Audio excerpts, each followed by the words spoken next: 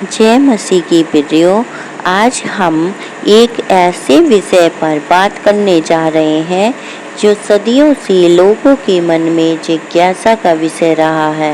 वह विषय है शैतान। आखिर शैतान कौन है, वह क्या करता है और सबसे महत्वपूर्ण बाइबल उसके बारे में क्या सिखाती है।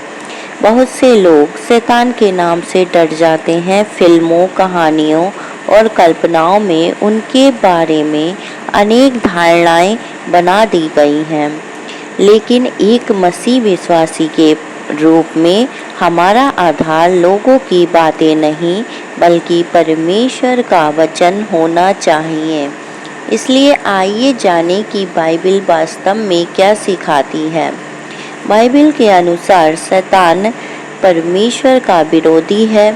उसका उद्देश्य लोगों को परमेश्वर से दूर करना और उन्हें पाप तथा भ्रम के मार्ग पर ले जाना है। वह चाहता है कि लोग परमेश्वर के प्रेम, सत्य और उद्धार से दूर रहें। इसलिए वह छल, झूठ, भय और प्रलोभन का उपयोग करता है। जब हम उत्पत्ति की पुस्तक में देखते हैं तो पाते हैं कि अदन की वाटिका में सांप के रूप में शैतान ने हव्वा को धोखा दिया। उसने परमेश्वर के वचन पर संदेह उत्पन्न किया। यह हमें एक महत्वपूर्ण शिक्षा देता है। शैतान अक्सर सीधे आक्रमण नहीं करता बल्कि संदेह के बीज बोता है। वह लोगों को यह सोचने पर मजबूर करता है कि क्या वास्तव में परमेश्वर का वचन सत्य है। लेकिन बाइबल केवल शैतान की योजनाओं के बारे में नहीं बताती, बल्कि यह भी सिखाती है कि परमेश्वर की शक्ति हर बुराई से महान है।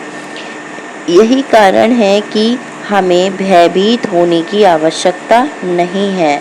परमेश्वर अपने बच्चों की रक्षा करता है, उन्हें सामर्थ्य प्रदान करता है।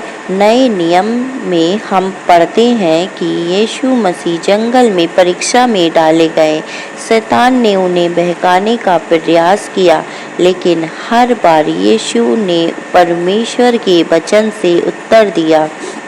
इससे हमें सीख मिलती है कि परमेश्वर का वचन हमारे लिए सबसे बड़ा आत्मिक हथियार है। जब हम बाइबल पढ़ते हैं और उसके अनुसार जीवन जीते हैं, तब हम आत्मिक रूप से मजबूत होते हैं। आज भी संसार में बहुत सी ऐसी बातें हैं जो हमें परमेश्वर से दूर ले जाने की कोशिश करती हैं। घमंड, लालच, क्रोध, ईर्ष्या, झूठ और पाप, ये सभी ऐसी चीजें हैं जिनका उपयोग शैतान लोगों को भ्रमित करने के लिए कर सकता है। इसलिए बाइबल हमें जागते रहने, प्रार्थना करने और विश्वास में दृढ़ बने रहने की शिक्षा देती है।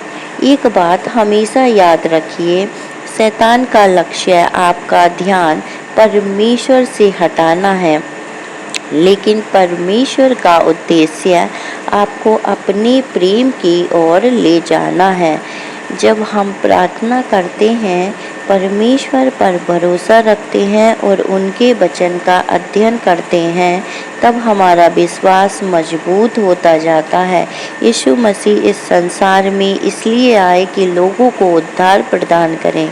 उन्होंने क्रूस पर अपने जीवन का बलिदान दिया और पुनर्जीवित होकर पाप और मृत्यु पर विजय प्राप्त की। यही मसीह विश्वास की सबसे बड़ी आशा है। हमारी विजय हमारे अपने बल पर नहीं बल्कि प्रभु यीशु मसीह में है। यदि आज आप किसी संघर्ष, भय या परीक्षा से गुजर रहे हैं, तो याद रखिए कि परमेश्वर आपके साथ है। उसकी उपस्थिति आपके जीवन में शांति ला सकती है।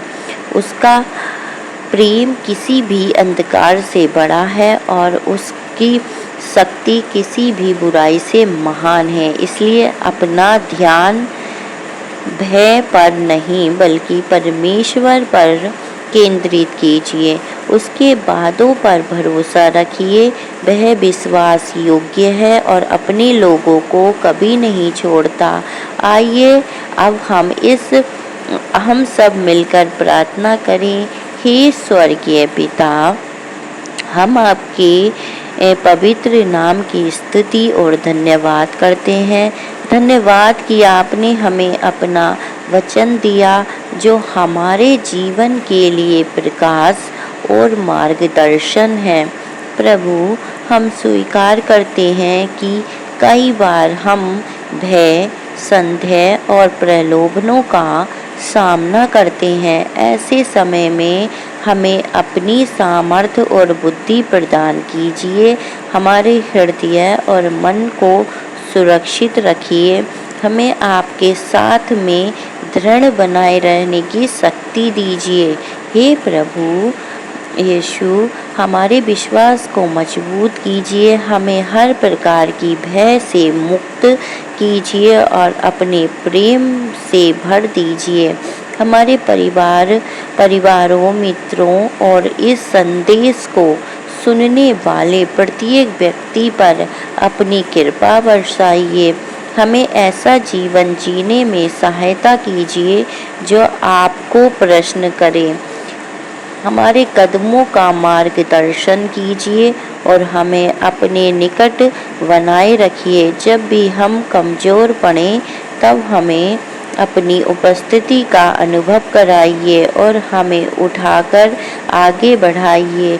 हम विश्वास करते हैं कि आप हमारे रक्षक, सहायक और उद्धारकर्ता हैं।